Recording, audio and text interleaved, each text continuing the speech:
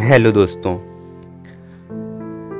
आपके मन की शक्ति, सम्मोहन, जादू, माइंड रीडिंग वगैरह पर वीडियोस बना रहा हूँ, तो सोचा ऐसी बातें आपको बताऊँ जो आपके फ़ायदे की हों। उसी कड़ी में ये वीडियो आपके सामने, ये पॉडकास्ट आपके सामने पेश है।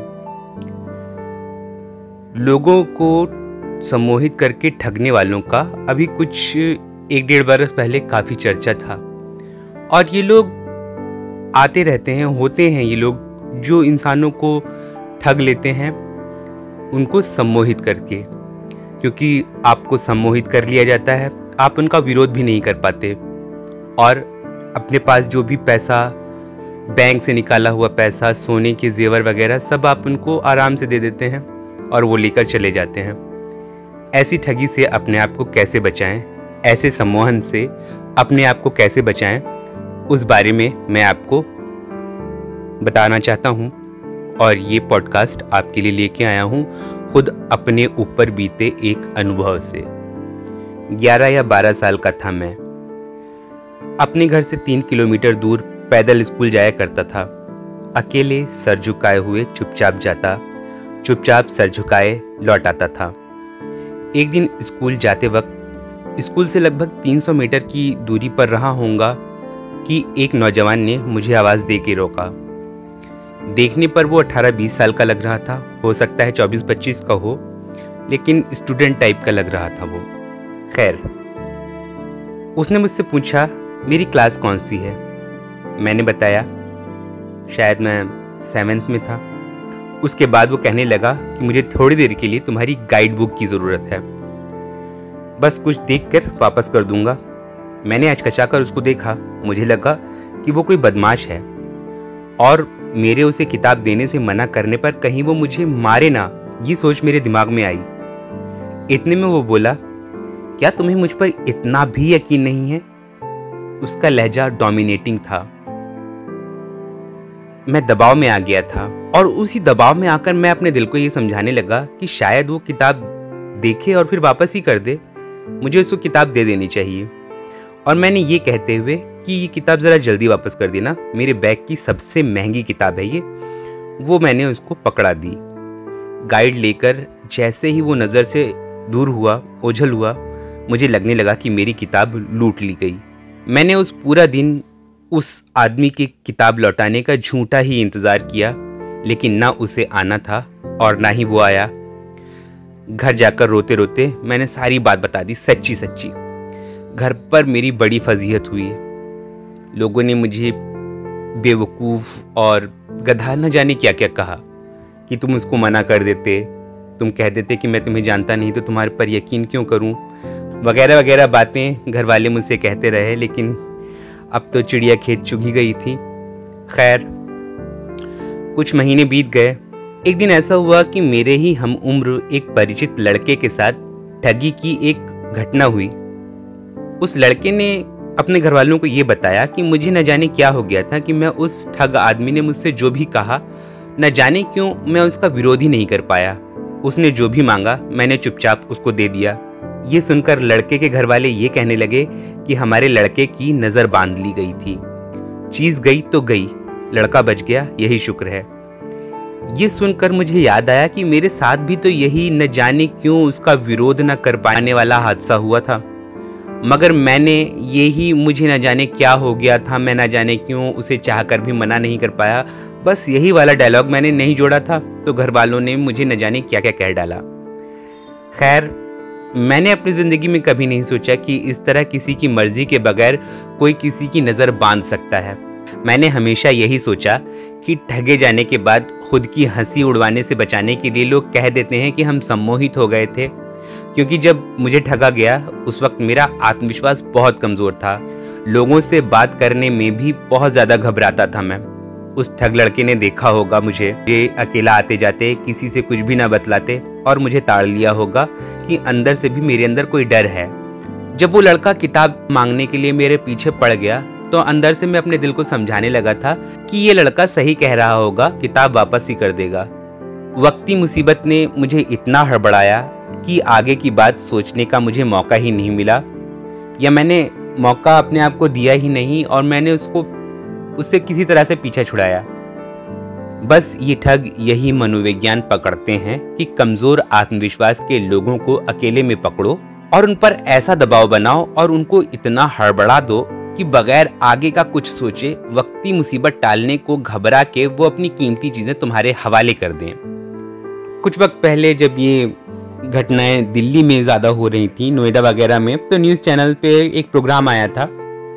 उसमें जिन लोगों को ठगा गया था नज़र बांध कर, सम्मोहित करके, उन सब लोगों के एक्सपीरियंस सुनाए जा रहे थे। तो उनमें भी शिकार होने वाले लोग ज़्यादातर ऐसे ही थे, कमज़ोर टाइप के। ज़्यादातर अकेली बूढ़ी औरतें थीं जिन्हें राह चलते अकेले में कम से कम 2 जवान मजबूत आदमियों ने ठग लिया था। सोचिए, अगर सम्मोहन ही होता है तो पहलवान पुरुषों, बहिर्मुखी लोगों की बजाय बच्चों, बूढ़ों और अकेली औरतों को ही सम्मोहन का शिकार क्यों बनाया जाता है। और इसी टीवी प्रोग्राम में सम्मोहन करने वाले जो मनोवैज्ञानिक थे, जो एक्सपर्ट थे, उन्होंने भी एक बात बताई जिसने मेरे इस ख्याल को और भी पुख्ता किया कि आपकी मर्जी के बगैर कोई आपको सम्मोहित नहीं कर सकता। एक्सपर्ट्स कह रहे थे कि सम्मोहन इस तरह से हो ही नहीं सकता कि आप सम्मोहित ना होना चाहो और हो जाओ।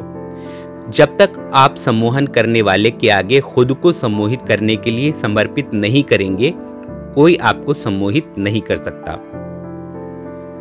उन एक्सपर्ट्स की बातें सुनकर मुझे याद आया कि मैंने अपने आप को समर्पित ही कर दिया था 11-12 साल की उम्र में उस ठग के आगे, जब वो मजबूत आदमी मेरा रास्ता रोककर खड़ा हो गया था और बिना मुझसे किताब लिए मुझे जाने ही नहीं दे रहा था।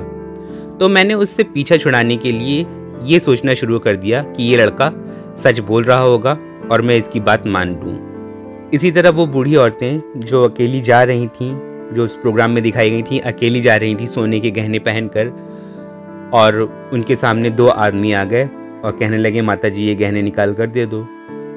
तो माता जी के आगे कुछ सोचने को रहा ही नहीं, इसके अलावा कि मुझे अपनी जान बचानी चाहिए, सोना तो आता जाता है। मैं सोचता हूँ अगर उस बचपन की उम्र में मेरा आत्मविश्वास मजबूत होता तो मैं उस लड़के से वाकई कह सकता था कि मैं तो तुम्हें जानता ही नहीं, तो तुम पर मेरे यकीन करने का सवाल ही पैदा नहीं कर सकता। मैं कह सकता था उससे।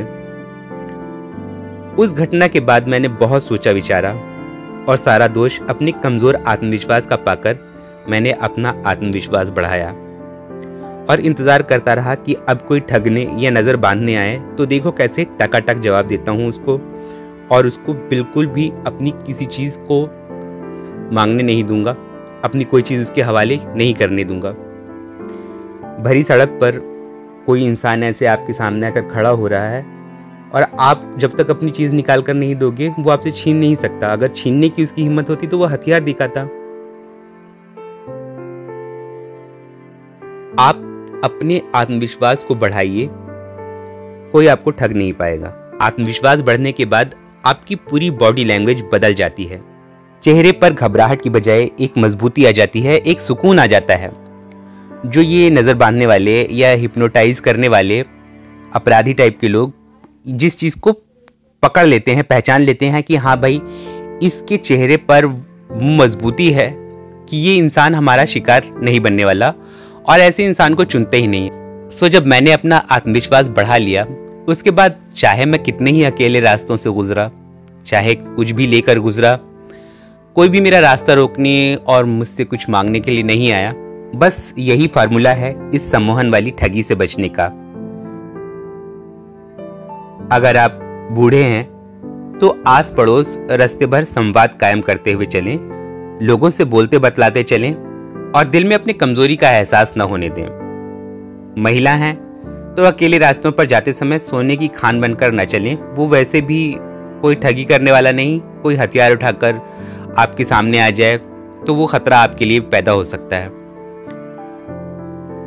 अपने बच्चों को बहिर्मुखी जरूर बनाएं, ये पेरेंट्स से मेरा कहना है। आपके बच्चे जो हैं मजबूत रहेंगे तो उनकी शख्सियत जो है वो बेहतर होती चली जाएगी।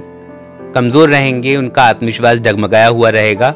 एक तो उनका विकास अच्छे से नहीं होगा, दूसरे उनके साथ में बहुत सारी परेशानियां जुड़ जाएंगी। अच्छा खैर, मैं अपने विषय पर वापस लौटता हूँ। तो बच्चों को आत्मविश्वास वाला बनाइए, और आप किसी भी उम्र के हों, अपने व्यर्थ के डरों पर जीत पाने के लिए कोशिश कीजिए। उसके बाद फिर आपको कोई सम्मोहित नहीं कर सकेगा, कोई आपको सम्मोहित करके आपसे चीजें नहीं छीन सकेगा, और रास्ते में या कहीं पे भी आप बगैर किसी डर के खतरे के चल सकेंगे। शुक्रिया।